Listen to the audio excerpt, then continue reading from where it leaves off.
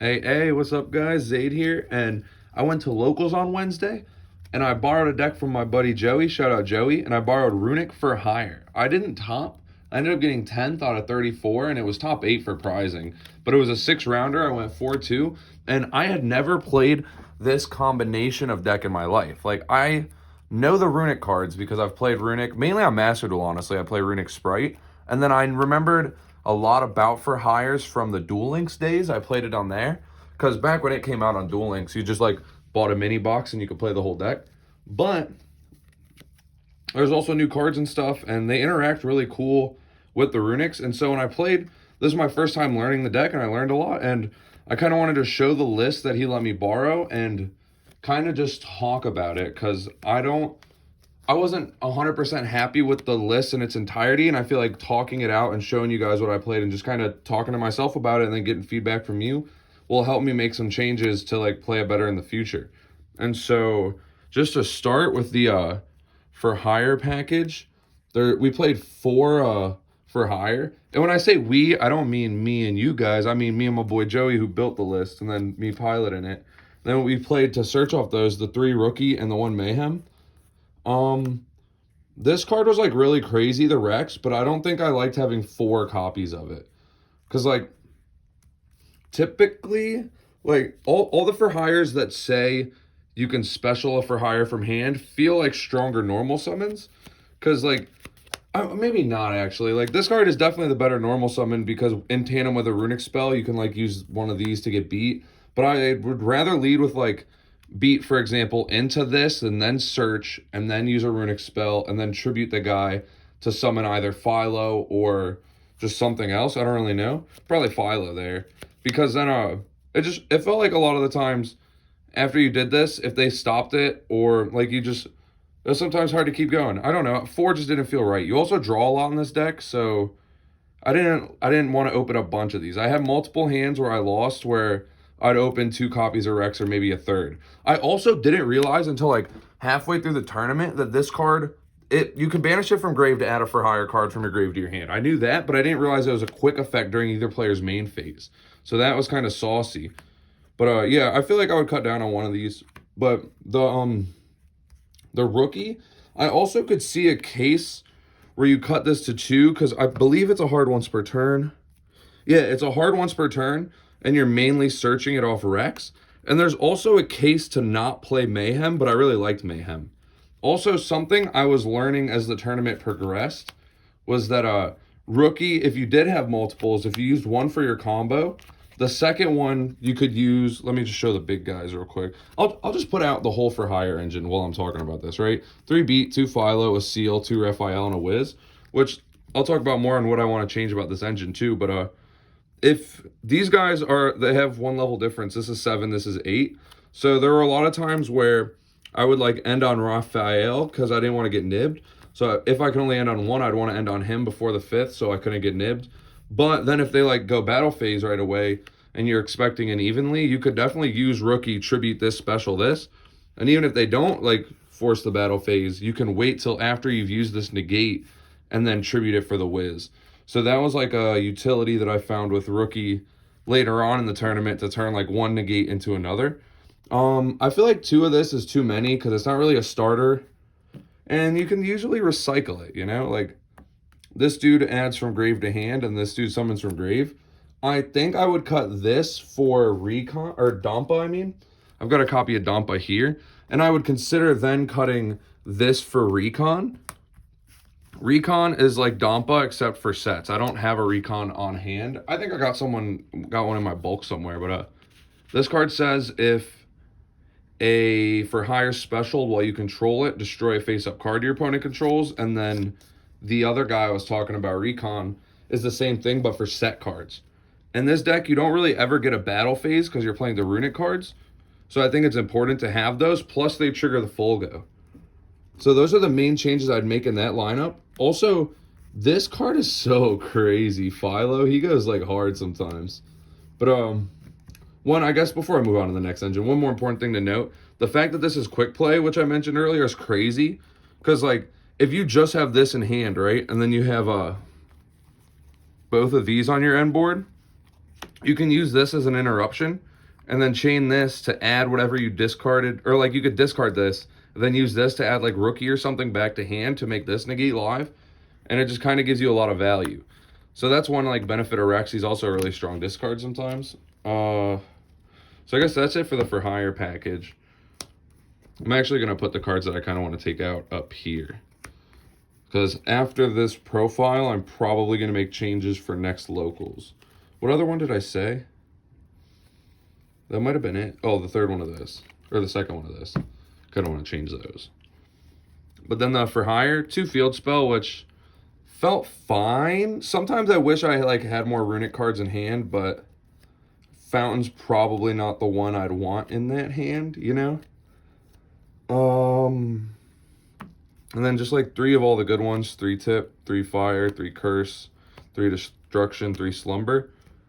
I can't really think of what I would change Runic wise. This is probably like the best lineup you'd have, honestly. I think just changing some of these cards out that I was kind of bricking on and putting in some other stuff to help not brick would be all right. Because I think if you open just for hires, you can make a formidable enough board. And then you can also try to get into the Heat Soul and try to draw one more to draw another Runic card. And then we had 6 slots for like going second cards. I did not like this card, to be honest. I liked the Ash. It was all right. I feel like I sided it out sometimes, but then this card I sided out a lot. The thing with this card, well, at that locals too, I didn't play against a lot of Kashtira, which is what this card I think would be best against. But even against other decks, I think in theory what makes this card cool is that it can trade with a couple cards on their board, and then you can go to the battle phase and kill another one.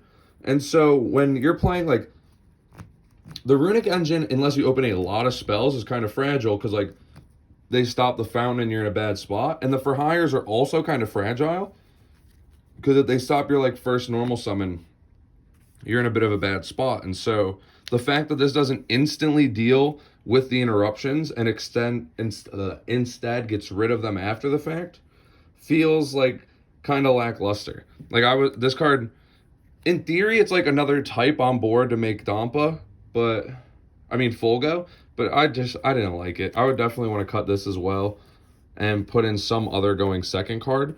I think Triple Tactic could be cool. I feel like Change of Heart could be cool. I was noticing throughout the tournament that since I struggle to break boards, having cards that would help me break board but also facilitate combo were cool. And that's what this, in theory, was supposed to do. But a card like Change of Heart, Mind Control, Triple Tactic, stuff like that will try to break the board before they use the interruptions and force the interruptions instead of after, when you've already wasted your best cards to get negated. So that's the main deck. I believe it's 40. Double count if not. I don't feel like doing it right now, but it should be 40. I wouldn't play this deck over 40. Extra deck, triple Hugin, one, what's this guy's name? Gary. Shout out Gary. Gone but never forgotten. I feel like this is probably the right lineup. I kept telling Joey that I think there's a case to play the level 3 because you could tribute the level 3 to go into like Dampa or Rex using Rookie. Whereas this can only get you 3 or 5. And oh shit. And we don't even play any level 5s, and this only gets you levels 1 and 3. So I think there might be a case to play one of that for the level modulation. Let me move that out of the way. 2 Fulgo. This card's crazy. If you guys don't know what this does, it on summon specials up for hire, and that was a different type than the types of the monsters you used to make it. And when a card your opponent controls is destroyed, you draw 1, and then if you have 3 different for hire cards on field, you draw 2 more. So this is like a second fountain. You're gonna draw another 3. Dampa, everyone knows its first effect where you tribute it to destroy a face-up monster on the field. But it's, well, it actually tributes a monster for hire, so it doesn't just have to tribute itself in this deck. But it also can tribute a monster for hire, special one from hand or grave, and then if the monster you tributed is a link, you summon another one. So, like, it's pretty good in that regard, because, like, it's important to know, though, that you summon one and then another. So you don't get to proc both effects, you only get one. Let me show you what I mean by that, for those that don't play this deck regularly. Say you have these 2 and this engrave or something, and you tribute this to special these two. You would summon this one and then this one in this sequence. And so because this was the one summoned second, you did not summon a for hire while this was on the field. But because this was summoned first, you did summon while this was on the field. So only he would proc for his effect to summon this from grave. You wouldn't also get this to add from grave to hand. I just realized I didn't actually go over what the for hire cards do. I'm assuming you guys know what they do if you're watching this deck profile. If you don't, I guess ask away in the comments and we could like talk about it. But I also kind of want to do like a combo video on this deck so I can learn the combos better. But then we played a Link Haribo, a Pit Knight, a IP, and these are just Cyberse links to go into Decode Talker, Heat Soul. The typical combo, you're using the level 1 to make this, and then 2 other monsters for like Pit Knight. And then you make it, but I think the IP is just so like any 4 monsters can turn into this. And this just gives you another draw to help you dig for the Runic cards or the for hire, whatever engine you're missing. And then on their turn, it gives you another draw, so another chance to get a Runic spell. Because of the amount this deck draws too, I feel like there's a case where I could lower the ratios on a lot of stuff and then try to play like a lot of 2-of hand traps so that I'm drawing a variety of interruptions. I feel like a card like Ghost Ogre would be sauce in the side deck or the main deck since it destroys 2 to proc the Folgo. I feel like I'm just kind of brain dumping right now, honestly. This isn't even as much a deck profile, more just me brain dumping. Access code Unicorn. These came up sometimes. This helps clear boards. I had an instance where I made this because I triple tactic took an IP and linked that in 2 others. And so it wasn't even huge. But then I banished a Pit Knight that I had engraved earlier. And then I banished itself to clear the extra monster zone and pop. Which people forget this card can banish itself. And then I used a Runic spell to special and then triggered my field spell to draw a bunch. And it like ended up winning me the game. And that was game 3 of a match that felt unwinnable. But the triple tactic like saved the day. And then this card, I think is just like a flex spot. Because I never made this. Scareclaw Tryhard. I couldn't even tell you what instance you would make this. But it was just in here. Honestly, it was like when he gave me the extra deck, I didn't even read this card for like 3 rounds. So maybe there was a chance it would come up, but I don't know when. If you guys play it, let me know why. Then the side deck, there's 2 more of these Runic spells, I guess, for going first. I actually did put them in sometimes, but I don't think I would play them moving forward, or at least I wouldn't play this one. I might play this one, but there's also a case for this one, because like sometimes you win by deck out, but your opponent should reasonably scoop. Because it kind of plays like the Runic Sprite deck, where even though you don't get a battle phase, you're putting up, like, think of this as red and carrot. Except you also play a guy that says draw 3. So, like, you constantly have red carrot. So you beat them down to, like, a barely anything, and then you have 2 negates. So they're not really ever going to get to play. And a reasonable player should scoop. Sometimes they won't. And if they don't, it's important to note that Wiz also heals on summon. So, like, you're going to win in time if they're trying to, like, make you wait. But then he also gave me 1 triple tack. This card was nuts. Like, I definitely wish I just mained it. It was so good. I don't know if I'd main 2 because you draw a lot, and I don't want to draw this card, like, after having already resolved one. I never want to see multiples of it. But, like, if I had them, Thrusting would be probably a crazy side card. Like I said, I might try, like, a Ghost Ogre or maybe a couple Ghost Bells. I also had D-Barrier in there. I don't think I would want to play this card again. It's not the worst. Like, I guess like in mirror match types, you could call Fusion against their Runic spells, but usually nobody's playing just Runic. It's like Runic plus engine, and this only ever would stop just the Runics. It wouldn't stop their actual engine. And if they have access to the field spell, this did like nothing. 3 contacts, C. I'll be honest with you, I don't even know what matchups this card's good in. I'm not 100% sure what it does. When your opponent normal or special this card, and they can't Fusion, Synchro, Exy, or Link unless they use this. This would be bad against Sprite because they could just turn this into Sprint. I guess you could use this against the Despia deck. You could maybe use it against Cash. You guys let me know, but I don't know if I would play this going forward, but I haven't really tested it a lot, and I didn't side it in and see it at the local, so I don't really know. Lightning Storm, I also didn't like this that much. I feel like I'd rather this be like an evenly matched or something. And then Lava Golem, you literally can't play this card because you need your normal summon. So, if you're going to try this deck, I for sure would take this out. And for me moving forward, most of this is actually just talk for me moving forward for next locals. I would like to try taking this out for evenly or something. I'm trying to think of cards that destroy. Oh, I was about to say shit. I should censor. I don't need a censor. I don't think YouTube cares anymore. But I could make these in the main Book of Eclipse instead. I really like Book of Eclipse. Because that card helps you break boards, and you can also set it as an interruption. And this deck's end board, when the end board that I'm attempting to go for is usually full go up here, the decode heat soul down here, and then one or two of these guys, however many you can get. So these are what would get hit by your Eclipse. So you would like to use them before Eclipse if possible, but I still think that card would be sauce. Also, I could consider a card like Book of Moon in the main. The problem with Eclipse, though, is that you have to be able to crack that board or they're going to get to draw a bunch. So maybe not Eclipse, but like maybe I could play Book of Moon. Book of Moon might not be the worst, but that's just like a 1-for-1 trade. But it's also really good going first because like I was going to say you could book Hugin to protect it from hand traps, but in this deck you typically protect it with Rookie. And that's searchable. But it's more utility for that. But if you book, you have to get access to Rookie. Because if you don't, then your extra monster zone's clogged and it's a link deck. So that's like, I guess, something to think about. You could play Chalice. Chalice is just as good going second because it'll trade with whatever card you're trying to trade with, but not as good going first, in my opinion, because it'll suffer in the cash matchup.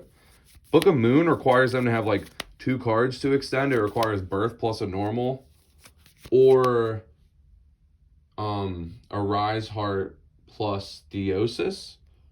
So like they need like specific 2-card combos to extend, whereas through Chalice they could just like still go to battle, crack something, or they just have Theosis. It requires them to have a little less to extend. What other? I could see a world where I tried like 2 Ghost Ogre, 2 Bell. I'd want to try like 2 or 3 Evenly. I feel like Evenly was really like cool seeming. I would like a going first card that's a blowout, but I don't really know what. It could be like a pointer. A pointer would be nice, but I don't know what else. Maybe thrusting to set the appointer and also potentially get tactic. Other going second cards, like I was saying earlier, I want to try like Change of Heart, Mind Control, stuff like that. But anyways, that's the list that I played. I know like a lot of this profile was honestly just like gibberish because I borrowed the deck, so I can't really defend the choices because I didn't make the choices. I'm more so just talking about how I felt about the choices. And if you guys feel like that is, like, if you think this is valuable content, hearing my take on a deck that I didn't build, let me know. And also, if you have any feedback on the cards you think I should consider trying going forward, let me know. Because I honestly really liked playing this deck. I know he said I could play it at the locals I have next Wednesday, but then he wants it back. But I legit might, like, see if I could find the Fright or the for hire cards somewhere. And I know a couple other people that would let me borrow Runic. So if that's the case, then I could put my for hire with the borrowed Runics and like have the deck and try it again. Because dude, it feels fucking good when you like draw 3 off this, excavate 3 off this, and the perfect card, draw 3 off Fountain, like all in a turn, and then do the same thing on their turn and draw 1 off this. Like holy shit, you can draw like 4 cards on your turn and then 7 on their turn, and that's not okay. That's 11 cards, dude. Holy. But yeah, that's the deck profile. Again, let me know if you felt like this was valuable and help me out with some discussion on what you guys think is good in this deck. And thank you for watching.